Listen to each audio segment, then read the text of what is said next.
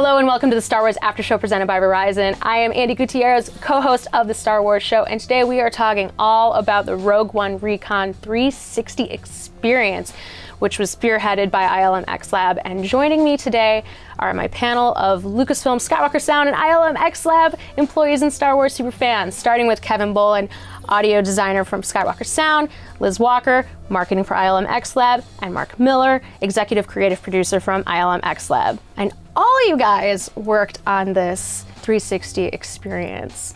Can you tell me a little bit about, how something like this gets made? Our first thing was visiting with the filmmakers in London while they were on location and talking about what would be fun to do that connected with the movie. So in that process, we had a lot of talks with John Knoll, and he had, as usual, a lot of great ideas. And since John had the idea for the movie in the first place, this, which takes place a little bit before the movie, was kind of a natural extension of that. Right. And so out of going back and forth with him about what would make a good 360 experience, we came up with the seed for this idea, and he sat down and wrote it. And what's great about being here is we were able to grab Dave Filoni from Rebels, who was at a recording sessions in LA, and he actually directed the voiceover in LA while John and the rest of us were up here listening in over the phone and giving comments from up here. So as usual, it's kind of like grab whoever you can around here, and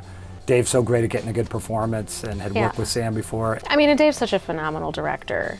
But one of the things that, I don't know, always thrills me about working here that I always tell people is how collaborative we are. So that's really cool that this was like a really organic cross-team production. Was there anybody else that you worked on in developing the concept or executing it, or? Yeah, I mean, we worked really with people all across the company, and that's really kind of the intent, mission, and sort of spirit of ILM XLab. We're kind of a hodgepodge melting pot of a lot of different, really talented folks across the entire company, spanning, we've got Skywalker, we've got folks from ILM, also Lucasfilm story team, things like that. I mentioned Diana Williams. She's been super involved in a lot of our projects. So it's really, really great to kind of bring all those people together. And I mean, ILM XLab is kind of blowing this whole immersive experience out of the water. You guys had that incredible Trials on Tatooine experience at Celebration Europe, which I got to do and was super cool. I think a lot of fans maybe don't know like what the purpose or what the mission of XLab is. Can you guys like kind of expand upon that? Like, what's your big goal?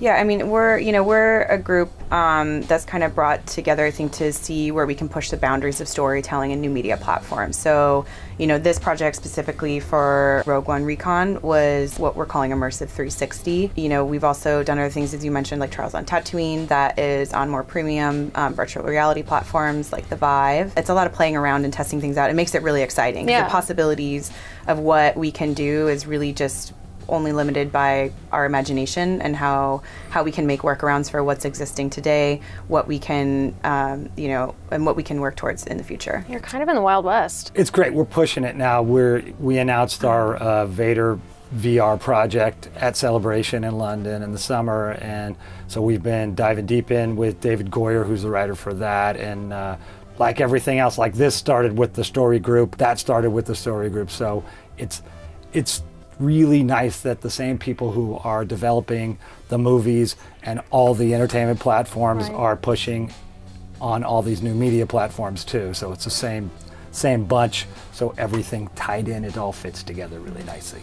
Yeah, and I think, another one of our objectives is really to continue, I think, the spirit of what Lucasfilm is as a company across, whether it's Skywalker or ILM or the more traditional Lucasfilm as we think of it, right? Which is just pushing the boundaries of storytelling and figuring out how we can do that, but grounded in technology, right? We've always been about that, and I think XLab is a really modern, current example of that. When we first started working with ILM XLab on the Jakku Spy episodes for the Star Wars app, and then we did Trials on Tatooine, the types of audio technologies that we're using for those experiences are all evolving constantly at a very rapid pace. So even at the beginning of Rogue One Recon, the audio technology for both the Facebook and YouTube platforms hadn't evolved to the point where it is now when we were finally able to release it. So one of the cool things is that we're able to author an immersive mix that will play back on your smartphone. So if your browser is up to date or your app is up to date and you spin your phone around, the mix actually rotates around you, and that literally wasn't possible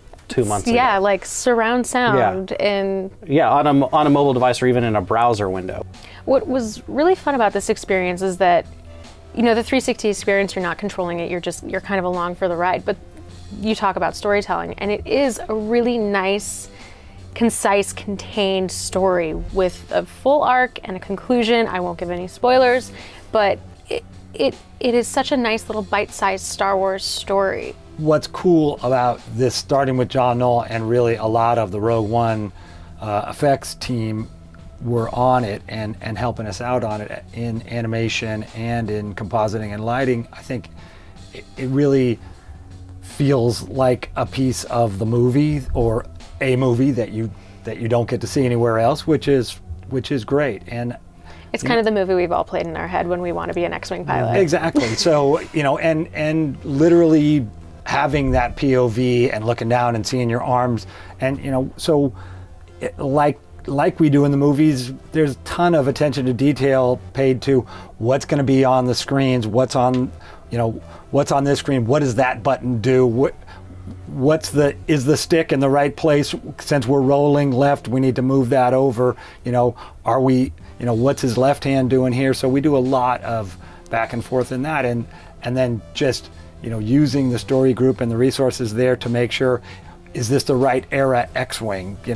Because they change over the course of the movie. Yeah. People will know. So it's like, what era X-Wing should we use, and which model is this? What's on what screen and what controls what? I didn't know going into it that stuff was all figured out, but it is, and believe me, John and his team totally paid attention to it. Yeah, we had a multidisciplinary conversation about which particular astromech droid that might be. Is he a hero droid that maybe we've heard mentioned somewhere else in the universe? Did we make a sound specifically for him, or is he brand new?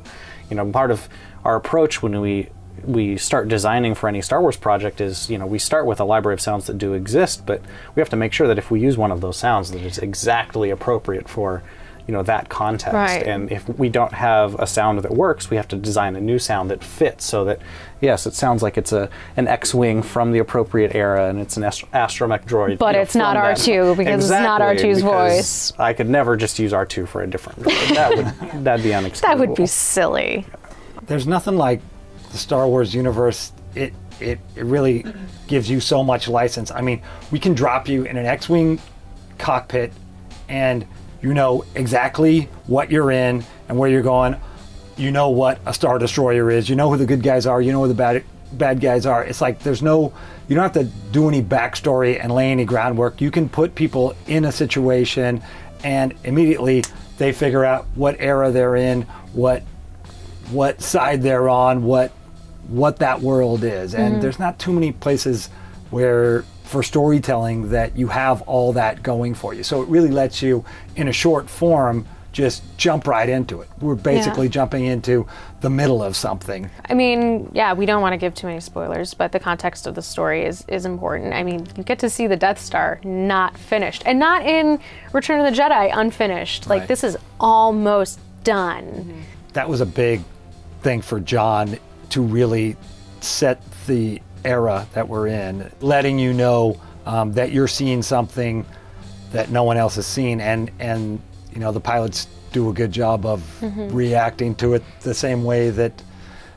actors in the original Star Wars thought when they saw it. They don't know what the heck it is, but they are blown away. That is a really fun little detail that's really powerful to the storytelling aspect of it, because you can see exactly where you are. Yeah, I mean, I think it's one of the coolest parts in there. It's very impressive, for lack of a better word.